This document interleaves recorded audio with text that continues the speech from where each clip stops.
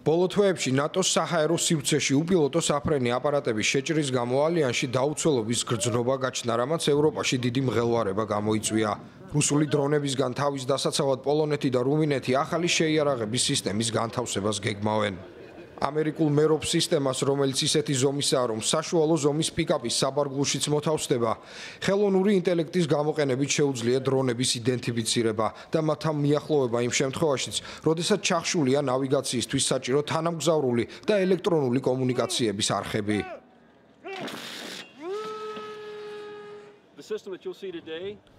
სისტემამ, რომელსაც დღეს ნახავთ, უკვე გაანადგურა შაჰედის ტიპის 1000-ზე მეტი დრონი. ის ეფექტურია ასეთი დრონების ჩამოგდებაში.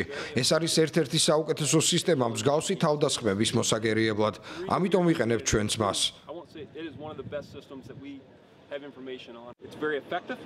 ის ძალიან ეფექტურია, მის სამართავად მხოლოდ რამდენიმე ჯარისკაცია საჭირო. ის ასევე ბევრად ეკონომიურია. შაჰედის დრონი 60,000-დან 100,000-ზე მეტი დოლარი ღირს, ხოლო ის, რასაც დღეს ვაკეთებთ, 10-ჯერ უფრო იაფი. ჩვენი მთავარი მიზანია, რომ შევამციროთ ხარჯები როგორც სენსორებისთვის, ისე სხვა ნაწილებისთვის.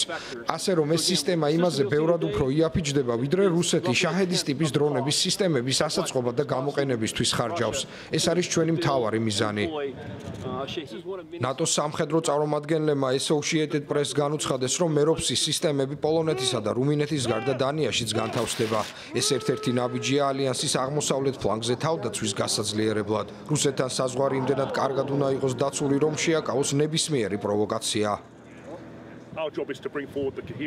ჩვენი ამოცანაა განვითარების თანმიმდევრული შესაძლებლობების წინ წამოწევა და ურთიერთქმედების ხელშეწყობა. აღმოსავლეთ ფლანგის ხაზი უზრუნველყოფს შეკავებას მშვიდობიან დროს ისე, რომ არ გახდეს აუცილებელი ნატოს მხრიდან გაძლიერებული მოქმედებები და არც მის გეგმებზე იქონიოს რამე გავლენა.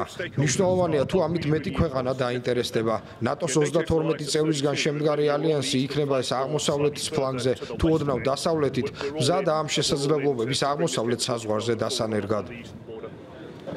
ასეთი ტექნოლოგიის საჭიროება მას შემდეგ გაჩნდა, რაც სექტემბრის დასაწყისში პოლონეთის საჰაერო სივრცეში დაახლოებით 20 რუსული დრონი შეიჭრა. რამდენიმე ათეული ათასი დოლარის ღირებულების დრონების გასანეიტრალებლად მრავალ მილიონიანი დოლარის ღირებულების თვითმფრინავები გახდა საჭირო. მოგვიანებით დრონებმა დაარღვიეს რუმინეთის საჰაერო სივრცეც და შეაფერხეს მუშაობა კოპენჰაგენის, მიუნხენის, ბერლინისა და ბრიუსელის აეროპორტებში.